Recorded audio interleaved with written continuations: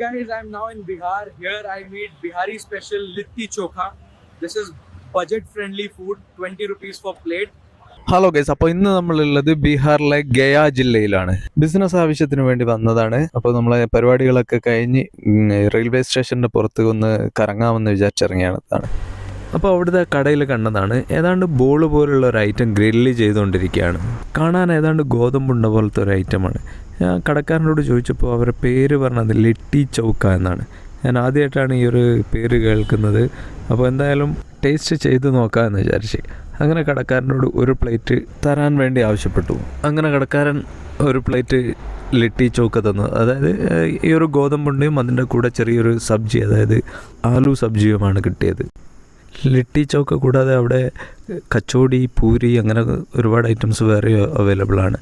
അവർ ഗോതമ്പുണ്ട മാത്രമല്ല അതിൻ്റെ കൂടെ ചെറിയൊരു സബ്ജിയും തന്നിട്ടുണ്ട്. അത് നമ്മളൊന്ന് നല്ല ചൂടാണ്, നമ്മൾ ജസ്റ്റ് ഒന്ന് ടേസ്റ്റ് ചെയ്ത് നോക്കി. എന്താ പറയുക, നമ്മൾ ഒരു ആവറേജ് ക്വാളിറ്റി സാധനമാണ്, പക്ഷേ റേറ്റ് വളരെ കുറവാണ്. ഇതൊരു 3-4 കഴിച്ചാൽ തന്നെ നമ്മളെ വയറ് നിറയും.